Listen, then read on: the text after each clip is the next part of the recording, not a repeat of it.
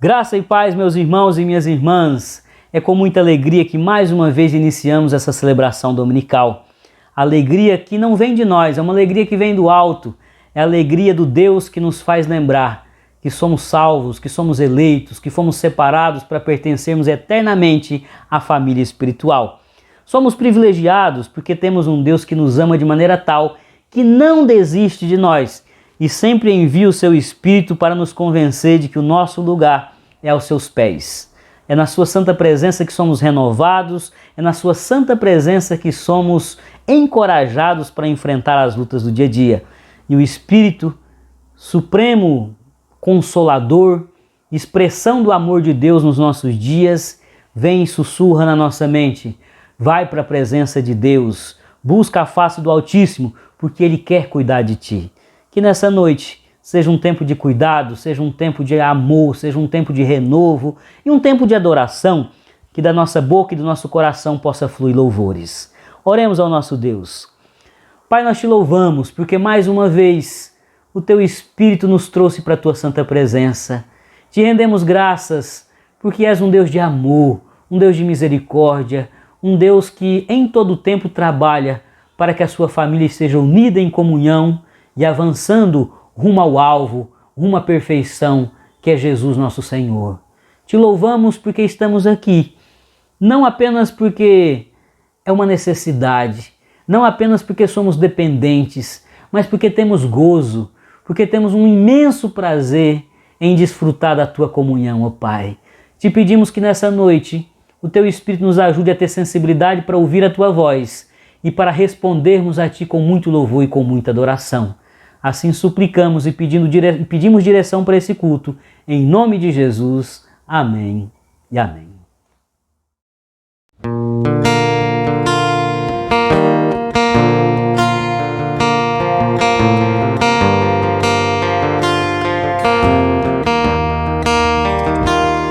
Venho a Ti me confessar, pra minha alma descansar. Sem Tuas mãos perdida estou, guia-me por Teu amor.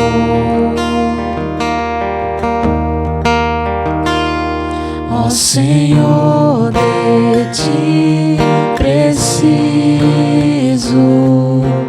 mais e mais preciso, meu defensor, justo e fiel, de Ti eu preciso.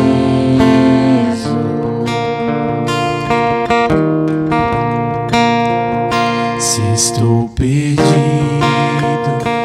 encontro a graça, e onde a graça Tu estás.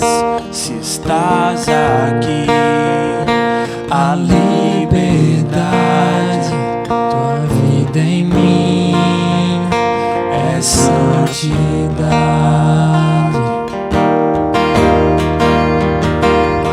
Ó Senhor, de Ti preciso mais e mais preciso, meu defensor, justo e fiel, de Ti eu preciso. E quando a tentação surgir, que minha vida cante a Ti. Se eu não conseguir mais suportar, Teu amor me guardará. Se eu não conseguir mais suportar, Teu amor me guardará.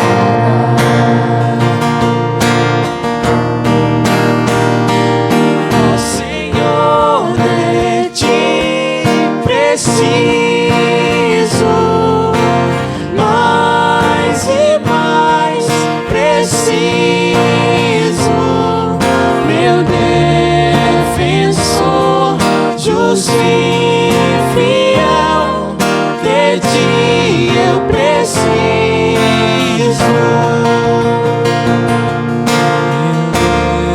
Defensor, justo e fiel, de ti eu preciso.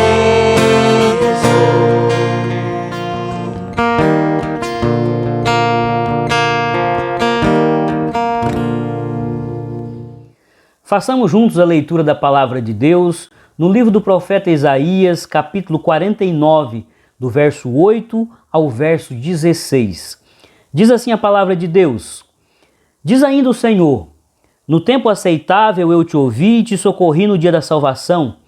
Guardar-te-ei e te farei mediador da aliança do povo, para restaurares a terra e lhe repartires as herdades assoladas, para dizeres aos presos: Saí, e aos que estão em trevas: aparecei. Eles pastarão nos caminhos e em todos os altos desnudos terão o seu pasto. Não terão fome nem sede, a calma nem o sol os afligirá, porque o que deles se compadece os guiará e os conduzirá aos mananciais das águas. Transformarei todos os meus montes em caminhos, e as minhas veredas serão alteadas. Eis que estes virão de longe, e eis que aqueles do norte e do ocidente, e aqueles outros da terra de Sinim, cantai, ó céus, e alegra-te, ó terra, e vós, montes, rompei em cânticos, porque o Senhor consolou o seu povo, e dos seus aflitos se compadece. Mas Sião diz: o Senhor me desamparou, o Senhor se esqueceu de mim. Acaso pode uma mulher esquecer-se do filho que ainda mama, de sorte que não se compadeça do filho do seu ventre? Mas ainda que esta viesse a se esquecer dele, eu todavia não me esquecerei de ti. Eis que nas palmas das minhas mãos te gravei, os teus muros estão continuamente perante mim. O nosso Deus, por meio do profeta Isaías, faz uma belíssima declaração de amor ao seu povo. Fala ao seu povo que os planos dele é de redenção, é de socorro, é de restauração. E não há por que duvidar do seu amor. Ele usa duas expressões belíssimas. Mesmo que uma mãe viesse a se esquecer de um filho, ele jamais se esqueceria. Porque o nosso nome está tatuado nas palmas das suas mãos. Vamos orar nesse momento ao nosso Deus, suplicando que o Espírito Santo nos convença deste amor. Não poucas vezes nós temos sofrido, nós temos tido o nosso valor, a nossa estima, a nossa dignidade afetada, porque não cremos e não confiamos no fato absoluto e eterno de que Deus nos ama. Oremos ao nosso Deus. Pai, nós queremos neste instante suplicar perdão, misericórdia sobre as nossas vidas. Com muita frequência duvidamos do teu amor. Basta que as circunstâncias sejam adversas e achamos que o Senhor não cuida de nós com zelo. Basta que nos sintamos solitários, um tanto quanto abandonados por aqueles que nos cercam, que achamos que o teu amor não é uma realidade, que o Senhor não nos ama com cuidado sem igual. Basta que a nossa vida tenha dissabores e achamos que o nosso Deus rompeu com o seu pacto e com sua aliança para conosco. Perdoa-nos por nossa inconstância, perdoa-nos por nossa incredulidade, perdoa-nos, ó Pai, porque afrontamos a Ti quando duvidamos do Teu amor. E te pedimos que o Teu Santo Espírito nos ajude a tomar posse todos os dias desse amor profundo, desse amor inigualável, desse amor incondicional que o Senhor tem por nós e se revelou em Jesus Cristo de Nazaré. Assim oramos em nome dele que vive e reina. Amém e amém. Louvemos o nosso Deus. Graça e paz, irmãos. Vamos nos alegrar na presença do Senhor nessa noite.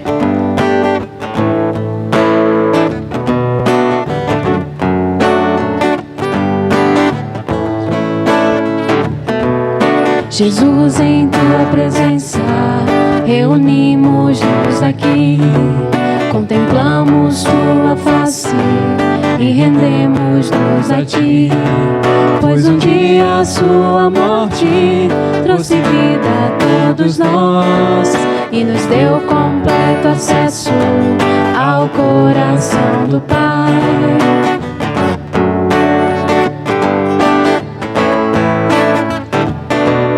Jesus, em tua presença reunimos-nos aqui, contemplamos tua face e rendemos-nos a ti, pois um dia a sua morte trouxe vida a todos nós e nos deu completo acesso ao coração do Pai.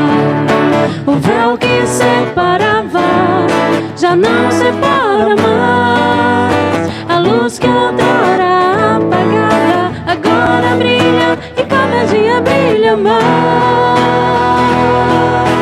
Só pra te adorar e fazer seu nome grande e te dar o louvor que é devido. Estamos nós aqui. O véu que separava já não separa mais, a luz que outrora apagava agora brilha e cada dia brilha mais.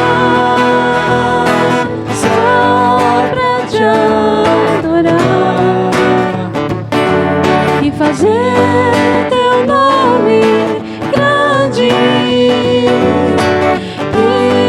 te dar o louvor que é devido. Estamos nós aqui. Estamos nós aqui. Estamos nós aqui.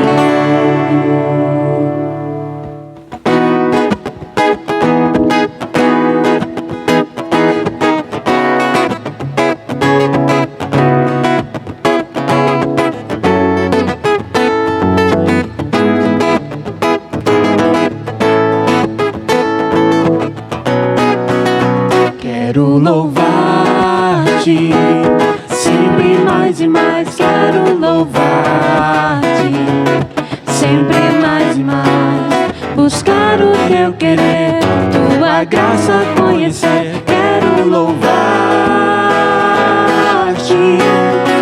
quero adorar-te, sempre mais e mais. Quero adorar-te, sempre mais e mais. Buscar o teu querer, tua graça conhecer. Quero adorar-te. As aves dos céus cantam para ti, as feras do campo refletem teu poder. Quero louvar, quero levantar as minhas mãos a ti. As aves dos céus cantam para ti, as feras do campo refletem teu poder. Quero louvar, quero levantar as minhas mãos a ti.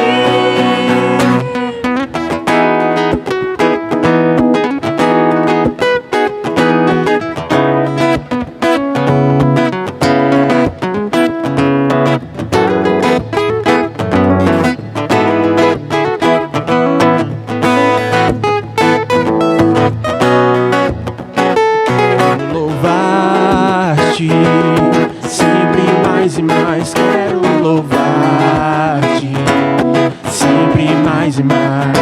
Buscar o teu querer, tua graça conhecer. Quero louvar-te. As aves dos céus cantam para ti, as feras do campo refletem teu poder. Quero louvar, quero levantar as minhas mãos a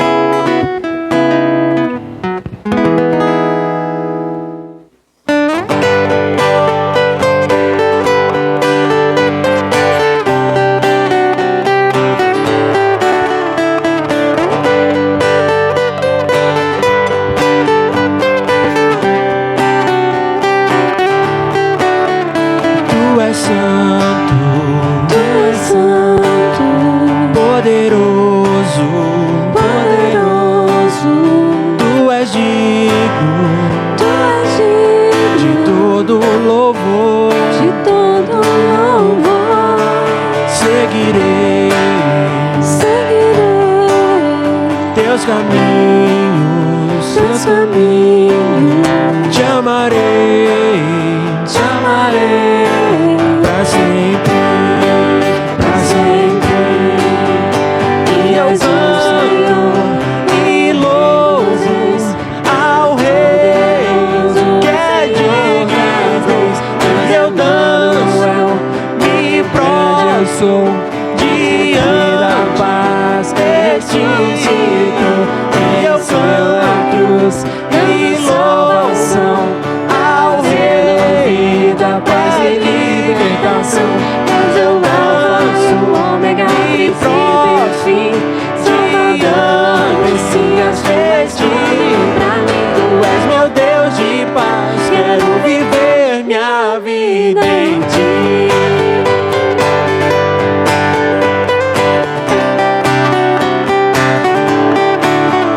Tu és santo, Tu és santo, poderoso, poderoso, tu és digno Tu és digno de todo louvor. de todo louvor. Seguirei teus caminhos, Teus caminhos, te amarei te amarei pra sempre, pra sempre. E eu Senhor, e louvo ao Rei, Senhor das luzes. E eu danço, me prostro diante da paz que ressuscitou. E eu canto e louvo ao Rei vida, que paz é e libertação. És E o eu Alfa e o Ômega, me princípio e fim, Salvador, Messias, tens tudo pra mim. Tu és meu Deus de paz, quero viver minha vida em ti. A Igreja do Senhor é uma ferramenta poderosa na luta contra todas as forças que roubam a dignidade do ser humano. O nosso Deus tem como missão restaurar a dignidade do ser humano em todas as esferas da vida.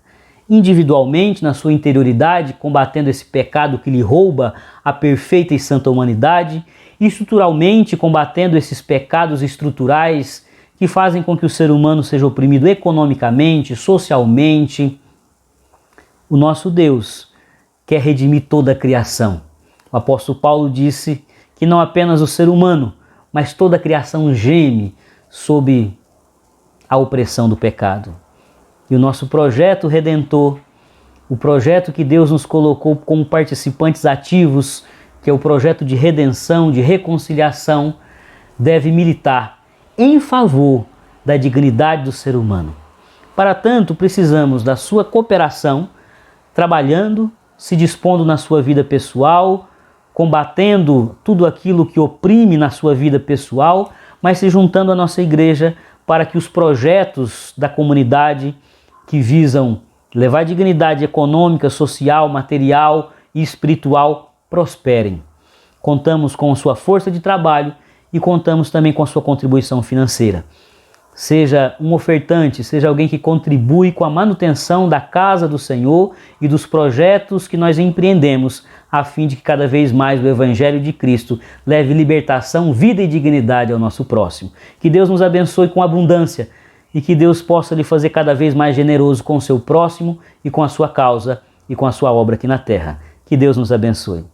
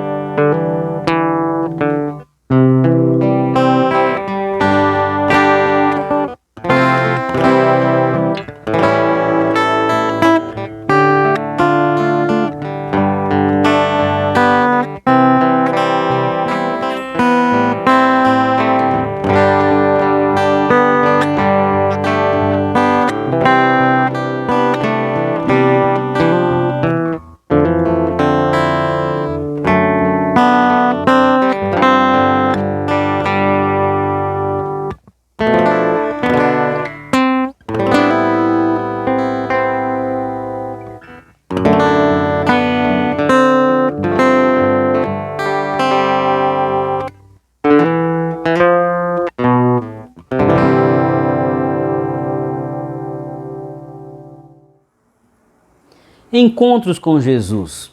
Este é o título da nossa nova série de mensagens, cujo objetivo é conduzir você a um mergulho profundo nas experiências, nos sentimentos, nas sensações e nas transformações que Jesus produziu no coração de cada homem e de cada mulher que teve o privilégio de se encontrar com Ele. No primeiro encontro, a pastora Nisaura trabalhou a seguinte temática: mulher samaritana em busca de afeto. Nesse nosso segundo encontro com Jesus, trabalharemos o seguinte tema: mulher do fluxo de sangue em busca de dignidade.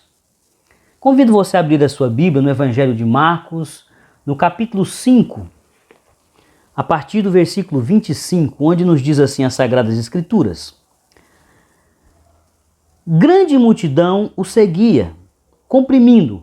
Aconteceu que certa mulher, que havia 12 anos vinha sofrendo de uma hemorragia, há 12 anos vinha sofrendo de uma hemorragia, e muito padecera à mão de vários médicos, tendo despendido tudo quanto possuía, sem contudo nada aproveitar, antes pelo contrário indo a pior, tendo ouvido a fama de Jesus vindo atrás dele, por entre a multidão, tocou-lhe as vestes, porque dizia: se eu apenas lhe tocar as vestes, ficarei curada. E logo se lhe estancou a hemorragia e sentiu no corpo estar curada do seu flagelo. Jesus, reconhecendo imediatamente que dele saíra poder, virando-se no meio da multidão, perguntou: quem me tocou nas vestes? Responderam-lhe seus discípulos: vês que a multidão te aperta e dizes: quem me tocou? Ele, porém, olhava ao redor para ver quem fizera isto. Então a mulher, atemorizada e tremendo, cônscia do que nela se operara, veio, prostrou-se diante dele e declarou-lhe toda a verdade. E ele lhe disse: filha, a tua fé te salvou. Vai-te em paz e fica livre do teu mal. Teologicamente, a dignidade do ser humano é o valor que cada um possui por ter sido criado à imagem e semelhança de Deus. Do ponto de vista bíblico-teológico, dignidade é o patamar conferido a todo ser humano de honra pelo simples fato de ter sido criado à sua imagem e semelhança. Todavia, é possível que alguém, mediante forças externas e internas, tenha sua dignidade roubada. E segundo a narrativa do evangelista Marcos, a chamada mulher do fluxo de sangue experimentou um processo gradual de perda da dignidade. Nos primeiros versos da sua narrativa, Marcos faz questão de narrar esse processo lento e gradual, através do qual aquela mulher cada vez menos tinha valor na sociedade. Tinha um lugar de fala, tinha um lugar de pertencimento. Ela foi sendo alijada, ela foi sendo excluída, ela foi sendo diminuída no seu raio de atuação em todas as esferas da vida. De modo que a narrativa de Marcos, ela não é apenas um registro do milagre maravilhoso operado por Jesus naquela mulher do fluxo de sangue. Marcos, obviamente, na condição de discípulo, daquele que queria trazer a lume os feitos grandiosos do seu mestre, teve um prazer especial em dizer que foi o poder de Jesus que recolocou aquela mulher numa condição de dignidade. Mas, para além do registro do sobrenatural, para além do registro da ação milagrosa de Jesus, Marcos quer fazer uma denúncia. A denúncia de que aquela mulher chegou onde chegou, porque forças opressoras operaram para que ela perdesse a sua dignidade. Ou seja, a imagem e semelhança que Deus imprimiu nela, que é um valor supremo e sublime, foi lesado paulatinamente por forças que nós vamos refletir nessa noite. Portanto, na narrativa de Marcos, é possível ouvi-lo gritando algumas perguntas bastante provocativas e bastante confrontadoras. E a primeira delas é: quem são os verdadeiros ladrões da dignidade da mulher do fluxo de sangue. Marcos não enxerga na enfermidade em si o fator que levou aquela mulher a um patamar de tamanho desprezo, de tamanha exclusão. Marcos entende que existem outros fatores que estão para além, são mais profundos, são mais sérios e precisam ser enfrentados do que o próprio fluxo de sangue. O primeiro deles é o sistema econômico. Marcos, na sua narrativa, denuncia que aquela mulher passou pela mão de muitos médicos e todos tiraram proveito econômico dela. Todos enxergaram aquela mulher apenas como alguém a ser explorada economicamente, não como um ser humano que tem valor, feito à imagem e semelhança de Deus. Os médicos, sabedores de que aquela doença, aquele fluxo de sangue não era passivo de ser curado, porque a medicina da época não tinha recurso para tanto, apenas tirou proveito daquela mulher, sem ter o mínimo de empatia, de misericórdia e de acolhimento. Então, o evangelista Marcos está gritando aqui: quem são os verdadeiros ladrões de dignidade? E ele está respondendo: um sistema econômico que não olha para as pessoas como gente, mas apenas as veem como um potencial meio de extrair lucro. Os sistemas econômicos em todas as épocas, em todos os tempos, tendem a ter esse papel de ladrão de dignidade. Aqueles que querem a força de trabalho das pessoas não têm nenhuma preocupação com o bem-estar, não tem nenhuma preocupação com o desenvolvimento, com a dignidade. O interesse maior é o lucro. Entre o proveito pessoal, entre o lucro, o enriquecimento, o acúmulo, o ganho de capital e o bem-estar do outro, a priorização dos sistemas econômicos sempre são o lucro, o proveito, o sugar, o tirar o sumo da força de trabalho daquele indivíduo, e quando ele não mais prestar para nada, não mais for produtivo, descartá-lo, deixá-lo à margem. Aquela mulher teve a sua dignidade roubada por um sistema mercadológico que a via apenas como alguém que poderia enriquecer o outro. Será que hoje ainda podemos observar esse ladrão de dignidade no nosso tempo? Será que existe um sistema econômico que vê as pessoas apenas pelo seu potencial de gerar lucro, de dar resultado? Será que ainda hoje muitas pessoas são sugadas na sua dignidade, no seu valor, e quando elas não têm mais nada a oferecer à sociedade, elas são chutadas? Eu creio que sim. Com muita frequência nós vemos pessoas caídas, deixadas à margem, envelhecidas, adoecidas, depois de muito produzir para uma empresa, para uma instituição, depois de muito doar, elas são descartadas. Essa mulher, pela ganância, pelo desejo desenfreado de um sistema econômico, foi sugada nos seus parcos recursos e depois chutada. E o Marcos faz questão de enfatizar isso. Ele diz que por um longo período ela foi para vários médicos e despendeu todos os recursos que possuía, ela foi empobrecida pelo sistema, e esta é uma expressão importante de ser dita. Nós costumamos dizer os pobres. Os pobres não. No mais das vezes são os empobrecidos. Pobre é quem nasceu rico, pobre é quem teve um patrimônio gigantesco e por má administração, por ser uma pessoa pródiga, por gastar demais, por não ter uma boa gestão, perdeu tudo e ficou pobre. A maioria das pessoas são empobrecidas por um sistema opressor, que sugam e não dão nada. Não oferecem dignidade, não oferecem nenhum tipo de elemento que ajude aquele ser humano a se desenvolver.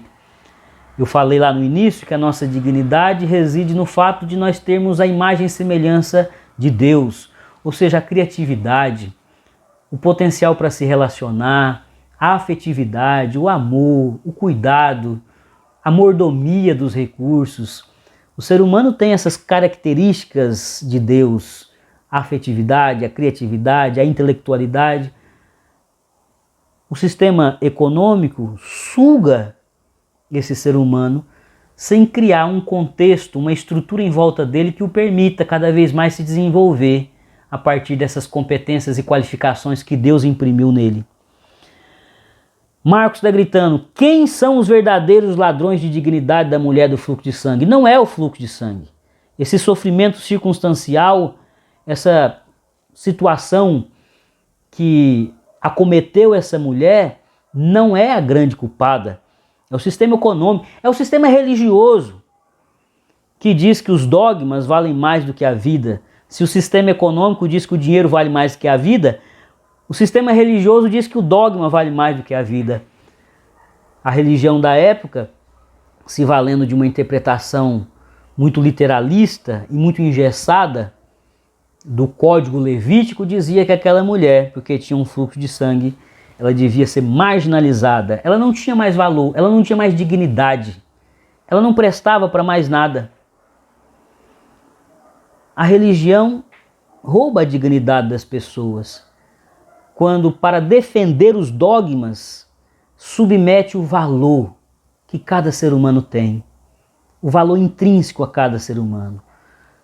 A religião destrói a dignidade do ser humano quando, ao invés de procurar criar meios dele se desenvolver, dele avançar na sua máxima potência, tolhe a sua criatividade, o seu potencial de viver.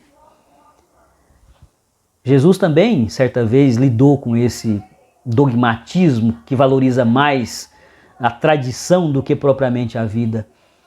Quando ele cura no sábado, quando ele colhe alimentos no sábado, são ocasiões em que ele foi censurado por estar infringindo os dogmas. E Jesus diz: olha, eu sou o Senhor do sábado, e mais, na minha escala de valores, a vida está acima de dogmas engessados que estão aí apenas para oprimir pessoas. Quem são os verdadeiros ladrões de dignidade daquela mulher? O sistema religioso. Um sistema religioso que, para defender uma tradição, um legalismo, um preceito vazio de conexão com o Deus da vida, olha para aquela mulher e a despreza. Quem são os verdadeiros ladrões de dignidade? A banalização do sofrimento. Aquela mulher, segundo a narrativa de Marcos, está em meio a uma multidão. Uma multidão que faz com que o sofrimento de diversas pessoas que estavam ali, de flagelados de toda sorte, se torne uma mera paisagem. A normalização do sofrimento é um ladrão de dignidade. O caso específico da mulher é o fluxo de sangue, mas tinham os deficientes físicos, tinham aqueles que tinham profissões ditas indignas também, que se tornavam paisagem. Quem, por exemplo, lidava com couro, quem lidava com o próprio sepultamento, quem tinha que cuidar dos corpos, eram pessoas que exerciam profissões de baixíssimo valor, de baixíssima dignidade. Essas pessoas eram alijadas. Elas se tornavam paisagem. Ninguém se dignava a tocar, a falar, a acolher, a inserir. Então, quem são os verdadeiros ladrões de dignidade? É uma cultura que banaliza o sofrimento, que torna as mazelas algo que não tem mais poder de comover, de gerar compaixão. O fluxo de sangue está em segundo plano. Marcos faz questão de trazer elementos que estão ali em torno da mulher que tem mais força do que o fluxo de sangue. Uma multidão de flagelados que torna a dor e o sofrimento uma coisa assim tão comum e banal que ninguém se comove, exceto Jesus, e nós vamos ver isso mais adiante. Quem são os verdadeiros ladrões de dignidade? O sistema econômico, o sistema religioso que trata o dogma como um absoluto, com mais poder e prevalência do que a vida, a banalização do sofrimento, que torna as mazelas algo normal. Essa normalização do sofrimento me incomoda extremamente na sociedade contemporânea. Quantas vezes a gente vê a desgraça sendo alvo de piada?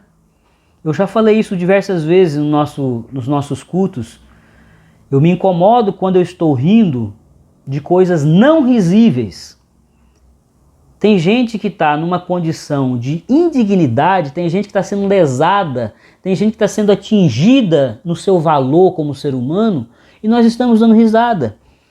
Isso é algo que normaliza, que banaliza o sofrimento, que torna o sofrimento alheio uma brincadeira, uma piada ou, como já disse, uma paisagem. Alguém que faz parte daquela situação caótica, triste, desajustada, injusta do nosso mundo. Quem são os verdadeiros ladrões de dignidade? Marcos está perguntando aqui no texto, nas entrelinhas. E ele mesmo responde, é o pecado que nos tornou seres egoístas. Os discípulos, eles cumprem esse papel na narrativa. Jesus se sensibiliza com um toque especial, ele se sensibiliza com alguém que tem um toque de sofrimento. É um toque de fé, mas é um toque de dor, é um toque de sofrimento.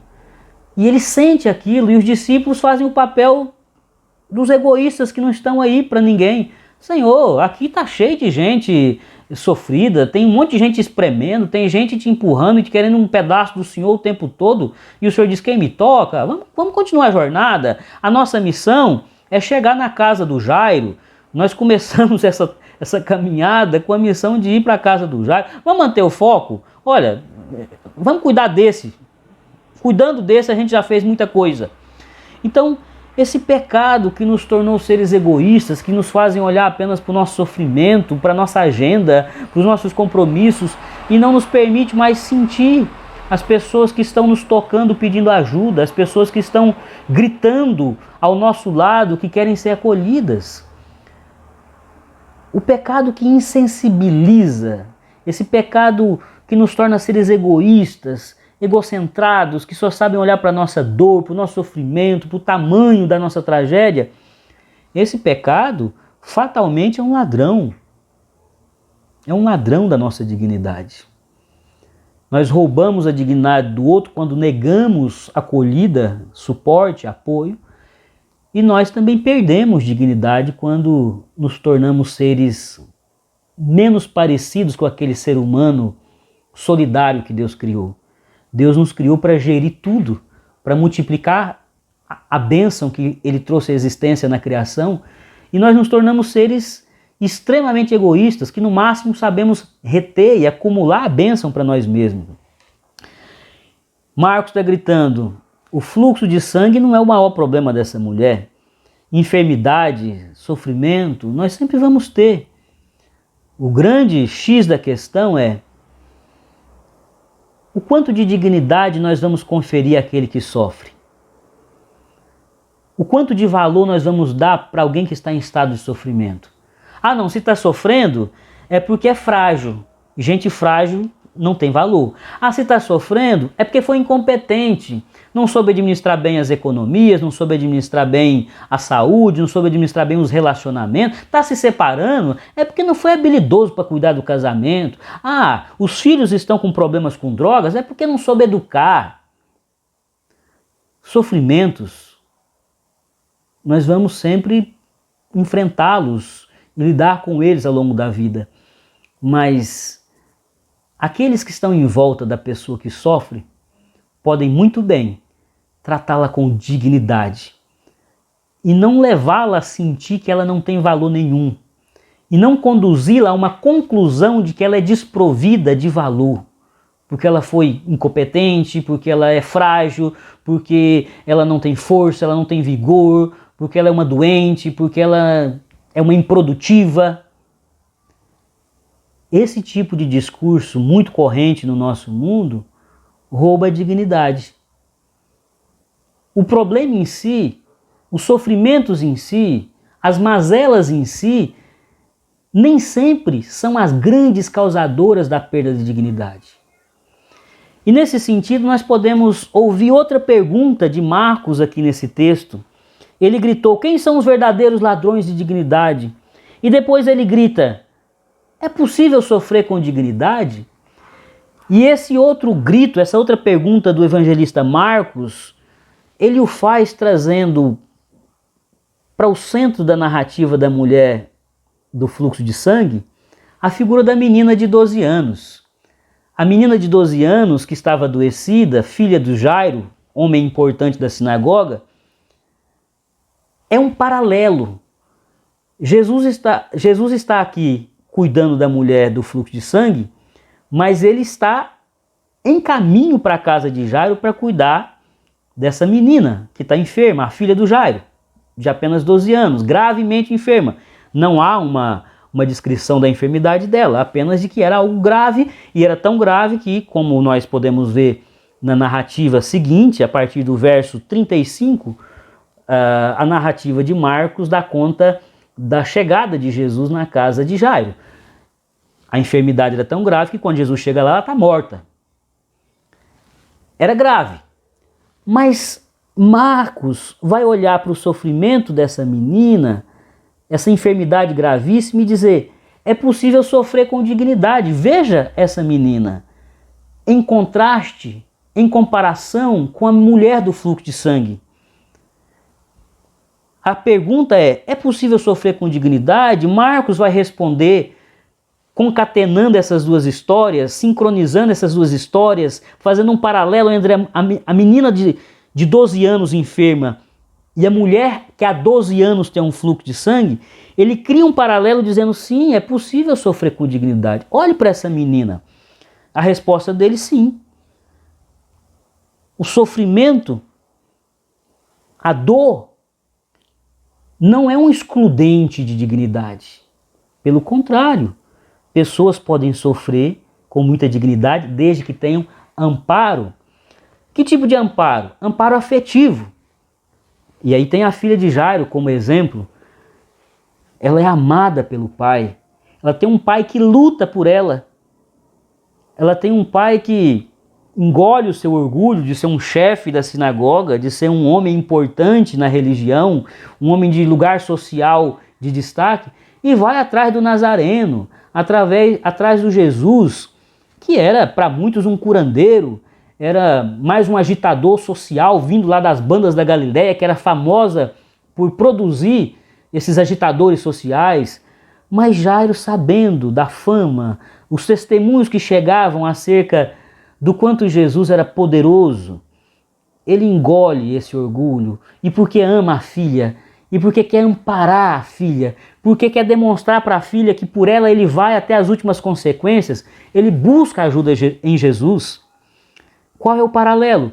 A mulher do fluxo de sangue, que para chegar até Jesus teve que enfrentar a multidão. E se há 12 anos ela estava sangrando em hemorragia, e se ela já não tinha muitos recursos, aquela mulher devia estar num estado anêmico, terrível. Então ela consegue vencer a multidão que bloqueia, ela consegue vencer a sua debilidade orgânica, ela consegue vencer o medo da rejeição. Afinal de contas, se colocando no meio da multidão, inevitavelmente ela haveria de tocar em alguém, e tocando em alguém ela era digna de punição.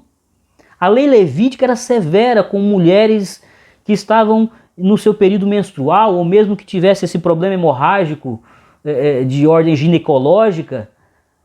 E ela venceu tudo isso desamparada, sem nenhum afeto, sem ninguém que pegasse na mão dela, sem ninguém que a conduzisse. Ela não tinha um pai que pudesse lutar por ela, tal qual a filha de Jairo. Ela era uma desamparada afetivamente. Então, o Marcos está gritando: é possível sofrer com dignidade? Sim.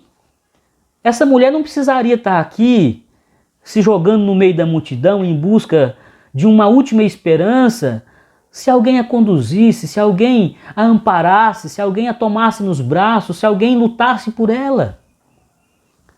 É possível sofrer com dignidade? Sim, desde que tenhamos amparo afetivo, numa rede de cuidado afetivo. É possível sofrer com dignidade, não importa se eu tenho uma doença crônica, não importa se eu tenho uma deficiência cognitiva, não importa se eu tenho um problema econômico seríssimo, não importa se eu estou enfrentando uma luta familiar, quando tem afetos que cercam o indivíduo, o seu valor, a sua dignidade é preservada. Eu posso estar passando por um câncer, que é uma doença horrorosa, mas quando eu sou cercado, eu não me sinto alguém sem valor, eu me sinto amado, eu me sinto querido.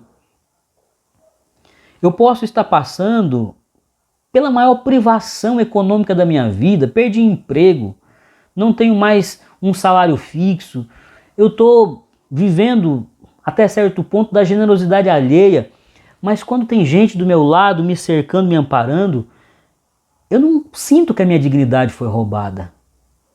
Eu não sinto, eu tenho força inclusive para lutar, eu tenho força inclusive para tomar uma iniciativa de buscar algo novo, porque tem gente que está me suportando com afeto. E nesse sentido, a figura da mulher do fluxo de sangue ganha ainda mais destaque. A grandeza dessa mulher, a força dessa mulher.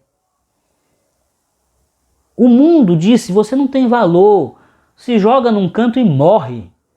Se joga num canto e espera a morte.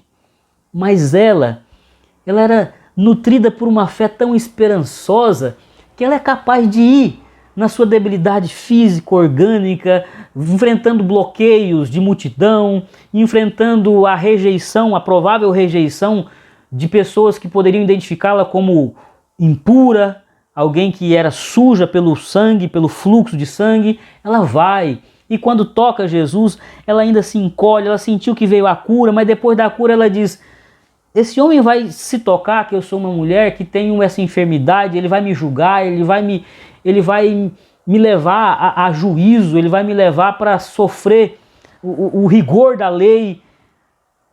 Mas Jesus olha para ela e diz, filha, a tua fé te salvou, fica em paz, filha. É um paralelo lindo que Marcos faz entre a filha de Jairo e a mulher do fluxo de sangue. A filha de Jairo, 12 anos apenas, próxima da morte, um futuro potencialmente perdido, mas uma mulher que há 12 anos não tem vida, ela não tem passado e nem tem futuro, e desamparada. É possível sofrer com dignidade? Sim, desde que você tenha amparo afetivo, desde que você tenha amparo social. O texto fala que a filha de Jairo tem uma comunidade que pranteia a sua morte. Quando Jesus chega no local e ela já está, infelizmente, morta, tem um pai, tem uma mãe e tem pessoas que estão ali pranteando a sua morte. A mulher do fluxo de sangue não tem ninguém com ela. Se ela morresse, ela seria enterrada num cemitério absolutamente destinado aos indignos, aos indigentes, aos que não têm dignidade. A menina, na sua situação trágica e fatal de morte, tem pessoas pranteando e chorando por ela. Quem choraria a morte da mulher do fluxo de sangue? O que o Marcos está gritando é isso. É possível sofrer com dignidade? Sim, desde que você tenha amparo afetivo, social, desde que uma comunidade entenda que você tem valor, que você é importante, que o seu sofrimento é digno de empatia e de misericórdia. É possível sofrer com dignidade? Sim, desde que haja amparo econômico. Marcos faz questão de registrar a fala de Jesus logo após a ressurreição da menina, da filha de Jairo, dá comida para ela. Jesus chama aquela menina à vida e diz, dá comida para ela. Ela tem o que comer. Ela tem comida na despensa. E a mulher do fluxo de sangue? O que ela tem de recurso? Que remédios, àquela altura, ela ainda poderia fazer uso para amenizar a sua dor? A menina estava num contexto de estar aleitada, sob cuidados da família, provavelmente tendo um cuidado paliativo, ainda que fosse uma doença gravíssima, incurável, onde a medicina não desse conta mais, mas ela tinha cuidados paliativos, a sua dor era amenizada. E aquela mulher anêmica, desnutrida, pobre, diz o texto, sem recursos, que chegou no patamar mais paupérrimo de existência. O que tinha? Não tinha. O sofrimento é doloroso, mas é possível ter dignidade econômica.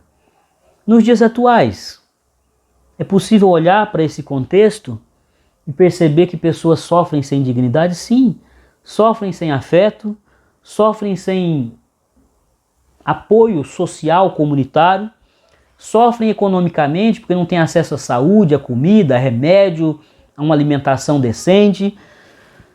Sofrem porque às vezes não tem amparo espiritual. É possível sofrer com dignidade? Sim, desde que haja também amparo espiritual. A filha do Jairo continua a ser assistida por sua religião. Esse é um detalhe riquíssimo desse texto. A enfermidade dela não fez com que ela fosse vista como uma impura, como alguém que era digna de desprezo. Ela continuou sendo assistida. O pai dela era chefe da sinagoga. O pai dela entendeu que Jesus de Nazaré não iria rejeitá-la como mestre da lei, conhecedor dos preceitos levíticos, do código levítico. Jesus de Nazaré não iria se furtar de dar assistência a ela, porque a condição dela ainda era passiva de cuidados espirituais. Ela não tinha um mal, ela não tinha uma enfermidade que pudesse ser rotulada de indigna espiritualmente. A pobre da mulher do fluxo de sangue não podia nem contar com assistência espiritual, orações, consolo. Alguém que impusesse as mãos sobre a cabeça dela, que tocasse o corpo dela, que transmitisse um calor humano, um calor espiritual, uma solidariedade. Ela era totalmente desamparada, espiritualmente inclusive. Marcos está perguntando, é possível sofrer com dignidade? Sim, é possível, desde que haja amparo. E hoje, quantas pessoas sofrem sem ter dignidade? Volto a dizer, existem sofrimentos evitáveis, mas outros são inevitáveis. Existem circunstâncias que fogem ao controle. Todos nós estamos suscetíveis a enfrentar um tipo de sofrimento que não foi por incompetência sua, não foi porque você não teve habilidade para gerir a sua vida, não foi porque você fez más escolhas. São contingências da vida. O sofrimento é uma contingência da vida. Viver é estar vulnerável e suscetível a dores, a sofrimentos diversos. Mas o X da questão, segundo Marcos, o âmago da questão, segundo Marcos, é possível sofrer com dignidade? Sim, desde que haja amparo, haja cuidado. O sofrimento é universal, mas a dignidade é conferida à pessoa em sofrimento universalmente? Não. O sofrimento, ele é algo que se põe em todas as casas. O Marcos está fazendo isso, está apontando isso de uma maneira muito explícita. A mulher do fluxo de sangue está sofrendo, a menina está sofrendo também, aquele pai estava sofrendo, aquela mãe, aquela família estava em estado de sofrimento.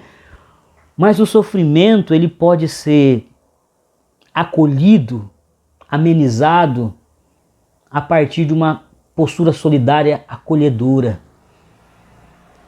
Então Marcos está aqui escrevendo a uma comunidade, todo mundo que escreve para uma comunidade, dizendo, olha, o nosso Jesus é poderoso, ele acolhe, ele ampara de uma maneira extraordinária, mas ele requer da sua comunidade de discípulos um trabalho muito forte, muito atuante, no sentido de conferir dignidade à pessoa que sofre. Nem sempre nós vamos conseguir estancar as hemorragias, como o nosso mestre faz. Nem sempre nós vamos conseguir fazer cessar a fonte de dor, mas é possível sofrer sem ser vítima de preconceito, de rejeição, de desamor, de indiferença. Existe uma terceira e última pergunta que Marcos está gritando aqui nesse texto da mulher do fluxo de sangue. A primeira é: quem são os verdadeiros ladrões de dignidade? É possível sofrer com dignidade? E aí ele usa o exemplo da menina, filha de Jairo, para provar que sim, aquela mulher do fluxo de sangue não precisava estar naquela condição degradante. E por fim ele está perguntando aqui, e ao mesmo tempo respondendo: por que Jesus é a fonte suprema de dignidade? Por que Jesus é, na vida daqueles que se encontram com Ele, uma fonte suprema e inesgotável de dignidade? Porque Ele enxerga o nosso valor singular como ninguém. Ele enxerga as pessoas na sua singularidade. Quando Ele é tocado e Ele diz: alguém me tocou, Ele é censurado. Mas com aquilo Ele está dizendo: não, eu consigo distinguir a singularidade do toque. Eu consigo enxergar cada pessoa na sua dor, na sua complexidade, na sua história, nos seus traumas. Eu consigo entender a carga de sofrimento de cada pessoa que toca em mim e de cada pessoa que eu a toco. Por que Jesus é fonte de inesgotável dignidade? Porque ele olha para cada pessoa e enxerga o valor singular daquele indivíduo. Não é mais um. Não é um número. Não é uma estatística. Não é uma massa. Não é uma multidão, é um ser humano que deve ser visualizado na sua dor, no seu sofrimento, na sua singularidade, na sua potencialidade.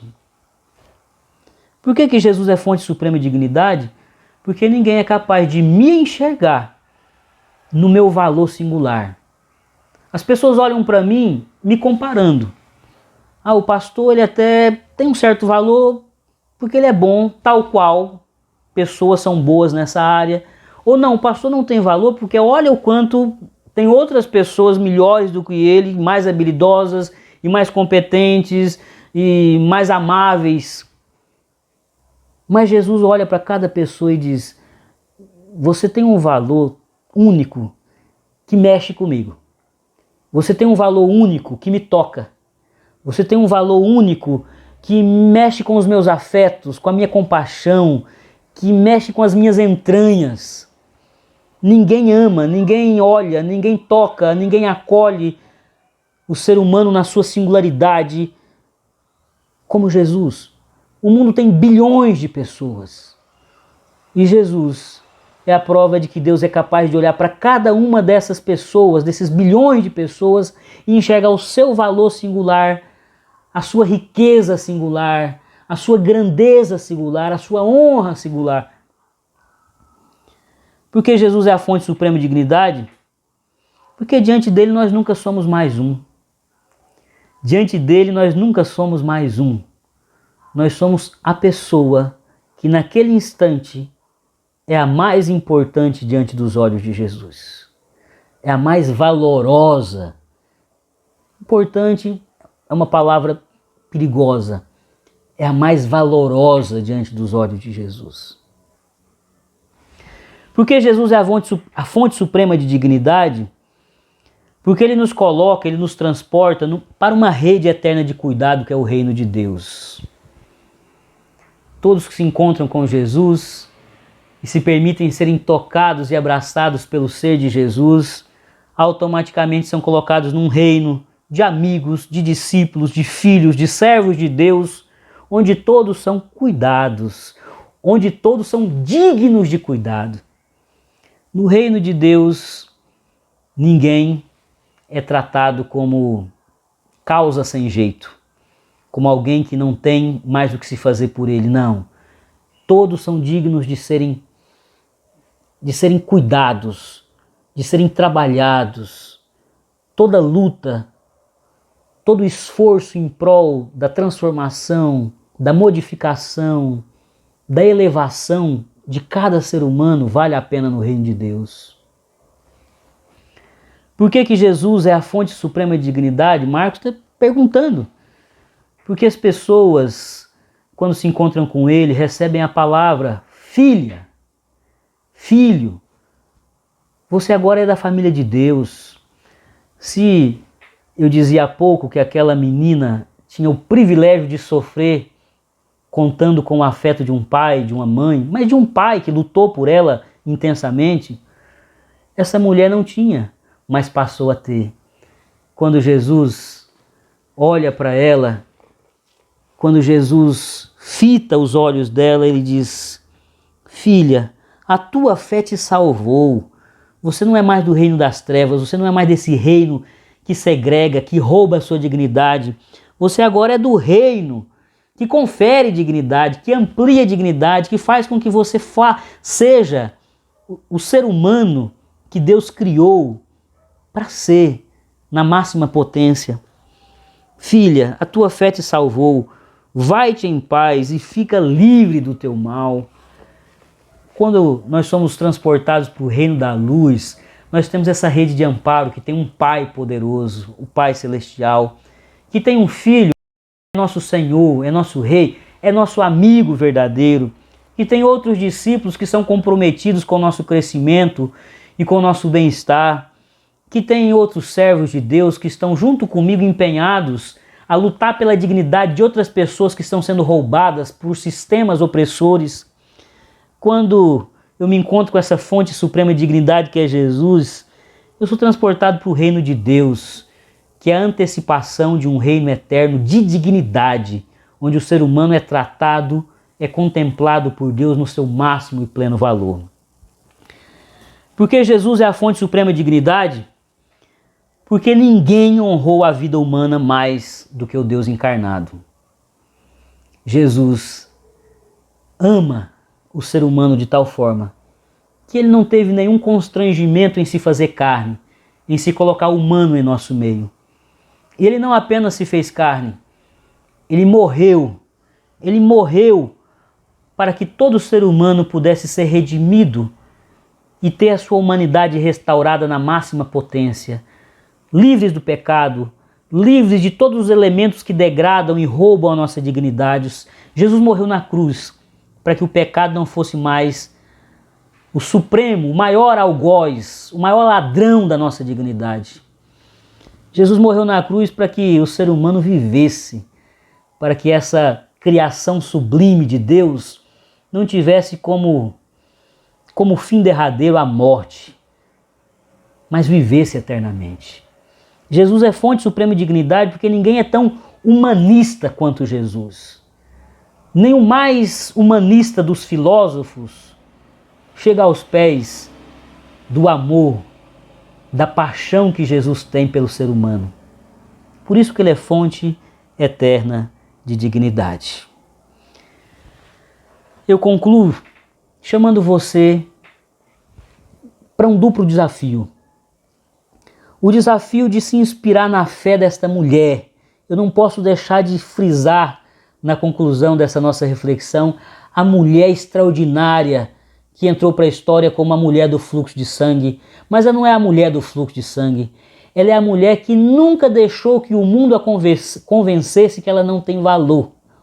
Ela lutou até o fim para que aquele valor intrínseco, aquela imagem e semelhança que Deus imprimiu nela, viesse à tona. E assim aconteceu aos pés de Jesus. Seja como essa mulher. Não aceite o que o mundo fala sobre o seu valor, sobre a sua dignidade. Acolha aquilo que é promessa de Deus, o que Deus estabeleceu desde a fundação do mundo. Antes da fundação do mundo sobre você, você tem valor. Você foi feito com muito amor pelas mãos do Todo-Poderoso Deus. Esse é um desafio. Tenha sempre uma fé esperançosa. E o segundo desafio é: acolha os oprimidos deste mundo com o amor de Jesus. Ajude as pessoas que estão sendo roubadas na sua dignidade a lutarem, a manterem, a preservarem a dignidade que é própria de cada ser humano criado à imagem e semelhança de Deus. Lute por isso. Rejeite em nome de Jesus toda fala, toda ação, todo comportamento, todo sistema, toda ordem vigente que tenta roubar a dignidade do ser humano. Que Deus nos abençoe, que Deus nos encha de uma fé esperançosa à semelhança da mulher do fluxo de sangue, e que Deus nos revista de uma santa indignação contra tudo e todos que querem roubar a nossa dignidade e a dignidade do nosso semelhante. Que Deus nos abençoe hoje e sempre. Amém.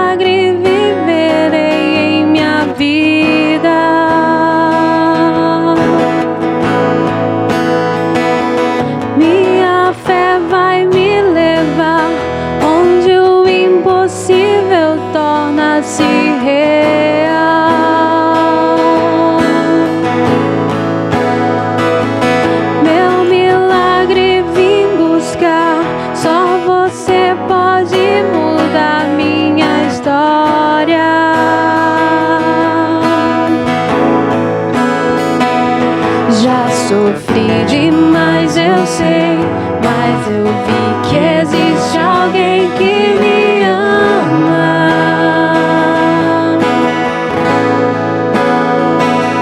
Já sofri demais, eu sei, mas eu vi que existe alguém que me ama, que me ama. Se eu apenas te tocar, eu sei, serei curado.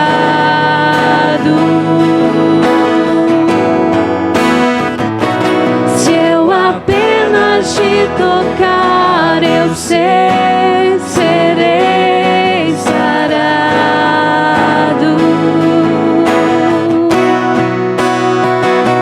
Se eu apenas te tocar, eu sei, serei curado.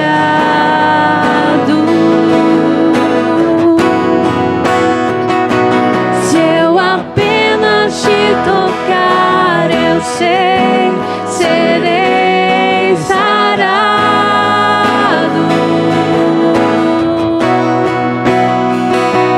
Já sofri demais, eu sei, mas eu vi que existe alguém que me ama.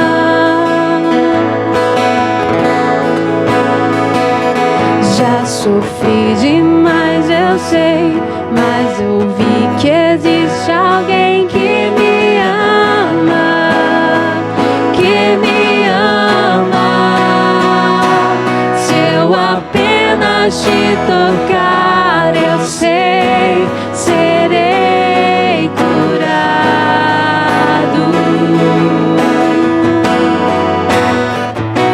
Se eu apenas te tocar, eu sei, serei sarado.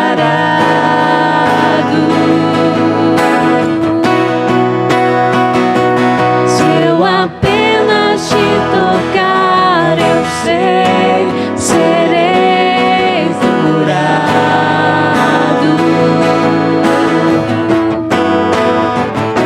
Se eu apenas te tocar, eu sei, serei sarado.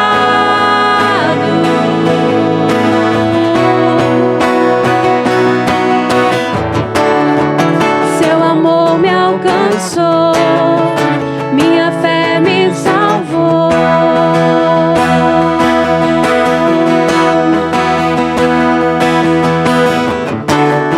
Seu amor me alcançou, minha fé me salvou.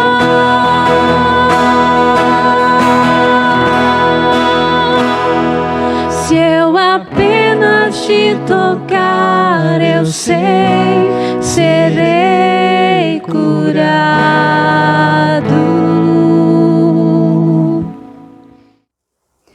É tempo de sermos despedidos com a bênção apostólica.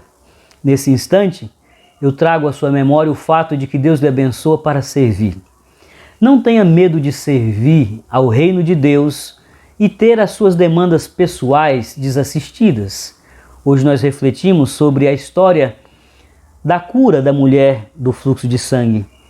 Jesus parou um projeto que ele tinha de curar a filha de Jairo para assistir aquela mulher. Jairo foi compreensivo. Jairo, apesar do seu desespero pela situação de quase morte da filha, não cobrou de Jesus uma atenção especial à sua filha. Ele conseguiu entender que Jesus, o reino de Deus, tem espaço, tem vez, tem ação e tem cuidado para todos. Sirva a Deus, sirva a todos. Enquanto cuidamos dos projetos de Deus, Ele cuida das nossas causas, Ele cuida dos nossos negócios, Ele cuida das nossas necessidades. Sirva a Deus, não tenha medo de faltar tempo na sua agenda. Quando a gente está a serviço do reino, Ele multiplica o tempo e os recursos para que sejamos cada vez mais eficientes e eficazes em levar o Evangelho da salvação. Sejamos despedidos pela bênção apostólica. Que a graça do nosso Senhor e Salvador Jesus Cristo, que o amor do nosso Deus Pai e que a consolação e a comunhão do Espírito Santo de Deus repouse sobre nossa igreja missionária, e repouse sobre todo o povo de Deus espalhado pela face da terra, com a missão de dizer que Deus nos ama e que o nosso valor mais sublime é que somos salvos, somos redimidos para novamente termos aquela imagem e semelhança linda, bela e gloriosa do nosso Deus Trino. Que essa bênção esteja sobre essa igreja missionária para uma vida muito evangelizadora e missionária, hoje e sempre. Amém e amém. Que Deus nos abençoe, que Deus lhe conceda uma semana de paz, fique em casa, se preserve, tome as devidas precauções e saia. Saia para a vida quando for inevitável, mas sempre sabendo que o nosso Deus é conosco, hoje e sempre. Amém e amém. Fique em paz, Ele sempre é conosco.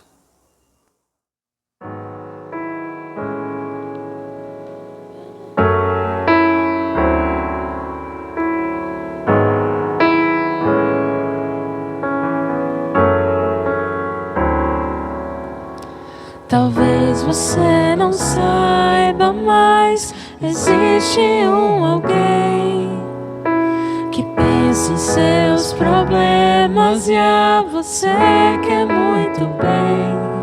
Quer te ver feliz como eu sou, pois Ele é a razão da minha vida.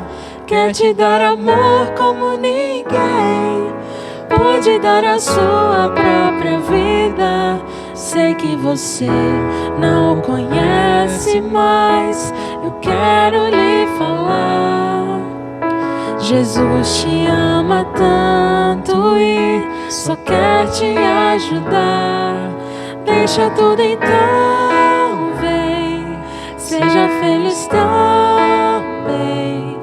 Deixa tudo então, vem, seja feliz também. Com Jesus,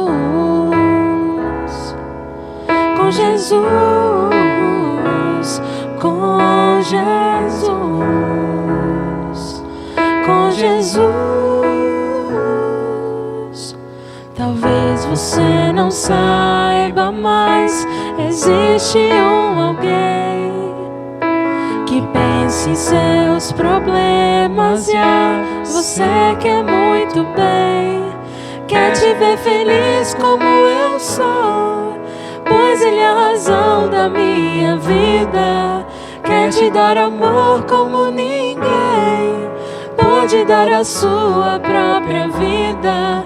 Eu sei que você não conhece, mas eu quero lhe falar. Jesus te ama tanto e só quer te ajudar. Deixa tudo então, vem, seja feliz também. Deixa tudo então, vem, seja feliz também. Com Jesus, com Jesus.